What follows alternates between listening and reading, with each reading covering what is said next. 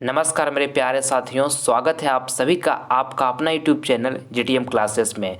दोस्तों, आज की इस वीडियो में आपसे हम सुपर टेस्ट लेंगे जिसमें आपको सामाजिक विज्ञान और विज्ञान ये दोनों सब्जेक्ट से दोस्तों 30 अति महत्वपूर्ण प्रश्न रहेगा।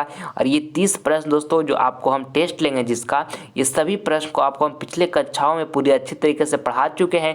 इसलिए आपको करना क्या है कि 30 प्रश्न में से सारे प्रश्न का जो आंसर होगा पहले खुद से गेस करना है। इसके बाद ही आप दोस्तों हमारा आंसर देखिएगा कि कौन आंसर बिल्कुल सही हुआ है। ठीक है, मतलब आपको पहले खुद से आंसर लगाना है, इसके बाद आप हमारे आंसर को देखना है। और वीडियो के अंत में ईमानदारी पूर्वक से दोस्तों कमेंट बॉक्स में करके बताइएगा कि 30 प्रश्नों में से कितना प्रश्न का जवाब आप बिल्कुल सही दिए हैं। ठीक है, तो आइए हम इस टेस्ट को स्टार्ट करते हैं। इस टेस्ट में आप अंत तक बने रहिएगा और इस टेस्ट के माध्यम से अपनी तैयारी को आप चेक कीजिएगा। ठीक है, कि हमारा तैयारी कितना हुआ है और कहाँ कहाँ कमी है अभी। ठीक है, तो देखिए आज का पहला प्रश्न आपके सामने। सरदार सरोवर बांध किस नदी पर स्थित है? ऑप्शन ए में लिखा है गोदावरी, बी में लिखा है नर्मदा, सी में लिखा है कावेरी और डी में लिखा है सतलज।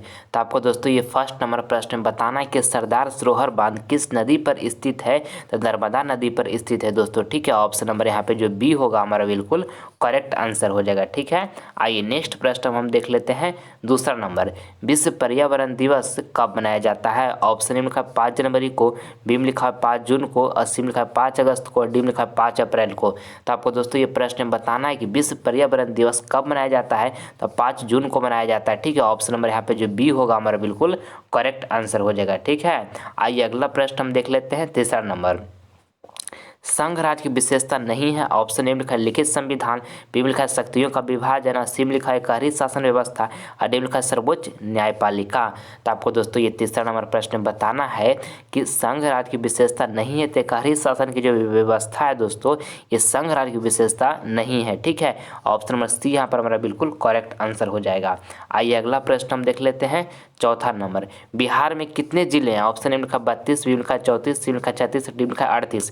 तो आपको दोस्तों ये चौथा नंबर प्रश्न में बताना है कि बिहार में कितने जिले हैं। तो बिहार में 38 जिले हैं दोस्तों। ठीक है, ऑप्शन नंबर यहाँ पे जो डी होगा हमारा बिल्कुल राइट आंसर हो जाएगा। ठीक है, आइए नेक्स्ट प्रश्न हम देख लेते हैं। 5वां नंबर, भारत में कोयले का सर्व प्रमुख उत्पादक राज्य है। ऑप्शन ए में लिखा हुआ पश्चिम बंगाल, बी में लिखा है झारखंड और सी में लिखा है उड़ीसा, डी में लिखा हुआ छत्तीसगढ़। आपको बताना है दोस्तों ये प्रश्न में कि भारत में कोयले का सर्व प्रमुख उत्पादक राज्य है कौन है। तो झारखंड है। ठीक है, ऑप्शन नंबर यहाँ पे जो बी होगा हमारा बिल्कुल राइट आंसर हो जाएगा। ठीक है, आइए नेक्स्ट प्रश्न हम देख लेते हैं। 6ठा नंबर, दोस्तों आपको करना क्या है कि सारे प्रश्न का जैसे हम 30 प्रश्न का आपका हम सोशल साइंस और साइंस दोनों का आपसे हम टेस्ट ले रहे हैं। सारे प्रश्न का जवाब आपको पहले खुद से सोचना है, इसके बाद ही आप हमारे आंसर को देखिएगा कि कौन सा टिक करवाएं हैं। ठीक है, अपने तैयारी को आपको जांचना है दोस्तों इस टेस्ट के माध्यम से, ताकि आपको पता चल सके कि हमारे अंदर कहाँ कमी है, कहाँ सुधार की आवश्यकता है। ठीक है, देखिए 6ठा नंबर प्रश्न बताइएगा इसका आंसर क्या होगा। बताना है आपको कि चावल के उत्पादन में भारत का कौन सा स्थान है। ऑप्शन का पहला, दूसरा, तीसरा, चौथा।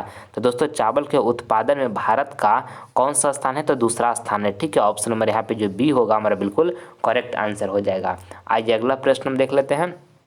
7वां नंबर, पंजाब में भूमि निम्नीकरण का मुख्य कारण है। ऑप्शन ए में लिखा अति पशु चारण, बी में लिखा अधिक सिंचाई और डी में लिखा गहन खेती और डी में लिखा इनमें से कोई नहीं। तो आपको दोस्तों ये 7 नंबर प्रश्न में बताना है कि पंजाब में भूमि निम्नीकरण का मुख्य कारण है तो दोस्तों अधिक सिंचाई है। ठीक है, ऑप्शन नंबर यहाँ पे जो बी होगा हमारा बिल्कुल करेक्ट आंसर हो जाएगा। ठीक है, आइए अगला प्रश्न हम देख लेते हैं। 8 नंबर, इनमें कौन उपभोक्ता उद्योग है? ऑप्शन ए में लिखा पेट्रो रसायन, बी में लिखा लौह अयस्क और देखिए सी में लिखा हुआ चित्ररंजन लोकोमोटिव और डी में लिखा है चीनी उद्योग। तो आपको दोस्तों ये 8 नंबर प्रश्न में आपको बताना है कि इनमें कौन उपभोक्ता उद्योग है। तो चीनी उद्योग है जो दोस्तों ये उपभोक्ता उद्योग है। ठीक है, ऑप्शन नंबर डी हमारा बिल्कुल करेक्ट आंसर हो जाएगा। आइए नेक्स्ट प्रश्न हम देख लेते हैं। 9 नंबर, सोपानी कृषि किस राज्य में स्थित है? ऑप्शन ए में लिखा हरियाणा, बी में लिखा पंजाब और सी में लिखा उत्तराखंड और डी में लिखा बिहार। तो आपको दोस्तों ये 9 नंबर प्रश्न में बताना है कि सोपानी कृषि किस राज्य में स्थित है। तो उत्तराखंड में दोस्तों। ठीक है, ऑप्शन नंबर यहाँ पे सी जो होगा हमारा बिल्कुल करेक्ट आंसर हो जाएगा। आइए अगला प्रश्न हम देख लेते हैं। 10 नंबर, यूरेनियम का प्रमुख उत्पादक स्थल है? ऑप्शन ए में लिखा है डिगबोई, बी में लिखा है झरिया, और देखिए सी में लिखा है घाटशिला, डी में लिखा है जादूगोड़ा। बताइए इसका राइट आंसर क्या होगा? सारे विद्यार्थी जल्दी से कमेंट बॉक्स में जवाब दीजिए कि इसका राइट आंसर क्या होगा। बताना है कि यूरेनियम का प्रमुख उत्पादक स्थल क्या है। तो दोस्तों जादूगोड़ा है, ठीक है। ऑप्शन नंबर यहाँ पे जो डी होगा हमारा बिल्कुल करेक्ट आंसर हो जाएगा, ठीक है। आइए नेक्स्ट प्रश्न हम देख लेते हैं। 11 नंबर दोस्तों, ये 30 प्रश्न का जो आपसे हम टेस्ट ले रहे हैं, आपके सारे प्रश्न आपके फाइनल बोर्ड परीक्षा 2022 के लिए टॉप प्रश्न है। एक भी प्रश्न को स्किप नहीं कीजिएगा, सारे प्रश्न को पूरी कंसंट्रेशन के साथ देखिएगा और सारा प्रश्न को आप जवाब दीजिएगा खुद से, ठीक है। और अगर जो सारे प्रश्न को आप जवाब देते हैं तो आपके अंदर एक कॉन्फिडेंस डेवलप होगा। देखिए बताइए 11 नंबर प्रश्न, सौर ऊर्जा निम्नलिखित में से कौन सा संसाधन है? ऑप्शन ए में लिखा मानवकृत, बी में लिखा पुनः पूर्ति अयोग, देखिए सी में लिखा अजैव और डी में लिखा अचक्रीय। तो आपको दोस्तों 11 नंबर प्रश्न में बताना है कि सौर ऊर्जा निम्नलिखित में से कौन सा संसाधन है? तो पुनः पूर्ति अयोग है, ठीक है। ऑप्शन नंबर दोस्तों यहाँ पे जो बी होगा हमारा बिल्कुल करेक्ट आंसर हो जाएगा, ठीक। आइए अगला प्रश्न हम देख लेते हैं। 12 नंबर देखते हैं कि सुखाड़ किस प्रकार की आपदा है? ऑप्शन में लिखा प्राकृतिक आपदा, बी में लिखा मानवीय आपदा, सी में लिखा सामान्य आपदा और डी में लिखा इनमें से कोई नहीं। तो आपको दोस्तों ये प्रश्न बताना है कि सुखाड़ किस प्रकार की आपदा है? तो प्राकृतिक आपदा है दोस्तों सुखाड़, ठीक है। ऑप्शन नंबर यहाँ पे ये जो होगा हमारा बिल्कुल करेक्ट आंसर हो जाएगा, ठीक है। आइए अगला प्रश्न हम देख लेते हैं। 13 नंबर, सबसे बड़ा जल संग्रह क्या होता है? ऑप्शन में लिखा है कुआं, बी में लिखा है नदी, सी में लिखा है पोखर, डी में लिखा है महानगर। तो आपको दोस्तों ये 13 नंबर प्रश्न बताना है कि सबसे बड़ा जल संग्रह क्या होता है? तो सबसे बड़ा जो जल संग्रह होता है दोस्तों वो महानगर होता है, ठीक है। ऑप्शन नंबर यहाँ पे डी जो होगा हमारा बिल्कुल करेक्ट आंसर हो जाएगा, ठीक है। आइए अगला प्रश्न हम देख लेते हैं। 14 नंबर, किस राज्य में खनिज तेल का विशाल भंडार है? ऑप्शन ए में लिखा राजस्थान, बी में लिखा बिहार, सी में लिखा असम और डी में लिखा उत्तर प्रदेश। तो आपको दोस्तों ये प्रश्न बताना है कि किस राज्य में खनिज तेल का विशाल भंडार है? तो असम में दोस्तों खनिज तेल का विशाल भंडार है, ठीक है। ऑप्शन नंबर यहाँ पे सी जो होगा हमारा बिल्कुल करेक्ट आंसर हो जाएगा। आइए अगला प्रश्न हम देख लेते हैं। 15 नंबर, अंतर्राष्ट्रीय मजदूर दिवस कब मनाया जाता है? ऑप्शन ए में लिखा हो 1 मई को, बी में लिखा हो 5 मई को, सी में लिखा है 5 जून को और डी में लिखा है 5 मई को। तो आपको दोस्तों ये प्रश्न बताना है कि अंतर्राष्ट्रीय मजदूर दिवस कब मनाया जाता है? तो 1 मई को दोस्तों अंतर्राष्ट्रीय मजदूर दिवस मनाया जाता है। ऑप्शन नंबर ए जो होगा दोस्तों हमारा बिल्कुल करेक्ट आंसर हो जाएगा, ठीक है। आइए अगला प्रश्न हम देख लेते हैं। 16 नंबर, रक्त कथक का किस अवयव के द्वारा बनता है? अति महत्वपूर्ण प्रश्न है दोस्तों आपके बोर्ड एग्जाम के लिए। ऑप्शन ए में लिखा है हेमोग्लोबिन, बी में लिखा है प्लेटलेट्स, सी में लिखा है प्लाज्मा, डी में लिखा है लसिका। तो आपको बताना है दोस्तों ये प्रश्न में कि रक्त कथक का किस अवयव के द्वारा बनता है? तो प्लेटलेट्स के द्वारा बनता है दोस्तों, ठीक है। ऑप्शन नंबर यहाँ पर बी जो होगा हमारा बिल्कुल राइट आंसर हो जाएगा। दोस्तों ब्लड जो होता है लाल किस कारण दिखाई देता है? तो हेमोग्लोबिन के कारण दिखाई देता है, ठीक है। आपको याद रखना है। आइए अगला प्रश्न हम देखते हैं। 17 नंबर, और दोस्तों अगर जो अभी तक आप हमारे चैनल को सब्सक्राइब नहीं किए हैं तो प्लीज़ आप इस चैनल को सब्सक्राइब कर ले।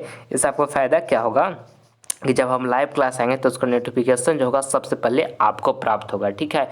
और बाबू मैं आपको एक बात बता दूं कि अब आपके पास 1 से 1.5 मंथ समय बचा हुआ है, टाइम आपके पास बचा हुआ है, ठीक है। और अगर जो आपका टारगेट है मुझे 480 प्लस मार्क्स हर हाल में लाना है, अपनी माता पिता का नाम रोशन गाँव मोहल्लों में करना है, तो पूरी जोश और एनर्जी के साथ पढ़ाई स्टार्ट कर दीजिए। 1 मिनट भी दोस्तों समय को आप बर्बाद नहीं कीजिए। दोस्तों आपका समय जो है अभी जो चल रहा है काफ़ी आपके लिए महत्वपूर्ण है। 1 मिनट यूज कीजिए और पूरी शिद्दत और जुनून के साथ पढ़ाई कीजिए और 480 प्लस मार्क्स लाकर अपनी माँ और पिता के दोस्तों आंखों में खुशी के आंसू बहाइए, ठीक है। अच्छे तरीके से पढ़ाई कीजिए और अपने माता पिता का जीवन में नाम रोशन कीजिए, ठीक है।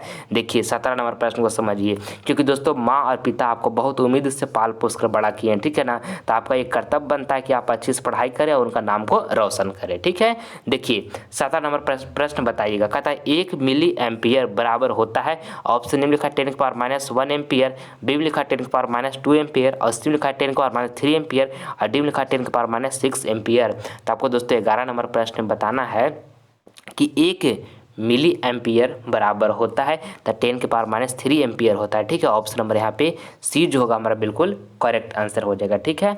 आइए अगला प्रश्न हम देख लेते हैं। 18 नंबर, नर युग्मक एवं मादा युग्मक के संकलन को कहते हैं। ऑप्शन ए में लिखा निषेचन, बी में लिखा अंकुरन, सी में लिखा परागण और डी में लिखा किण्वन। तो आपको दोस्तों 18 नंबर प्रश्न बताना है कि नर युग्मक एवं मादा युग्मक के संकलन को कहते हैं, निषेचन कहते हैं, ठीक है। ऑप्शन नंबर यहाँ पे ए जो होगा हमारा बिल्कुल करेक्ट आंसर हो जाएगा। आइए अगला प्रश्न हम देख लेते हैं। 19 नंबर, समतल दर्पण की फोकस दूरी होती है? बताइए जल्दी से आप लोग पहले बताइए इसका जवाब क्या होगा। ऑप्शन ए में लिखा हुआ है अनंत, बी में लिखा है शून्य, और देखिए सी में लिखा है 100 सेंटीमीटर, और डी में लिखा है 50 सेंटीमीटर। तो आपको बताना है दोस्तों कि समतल दर्पण की फोकस दूरी होती है तो अनंत होती है। ऑप्शन नंबर ए जो होगा हमारे यहाँ पे बिल्कुल राइट आंसर हो जाएगा। ठीक है, आइए अगला प्रश्न हम देख लेते हैं।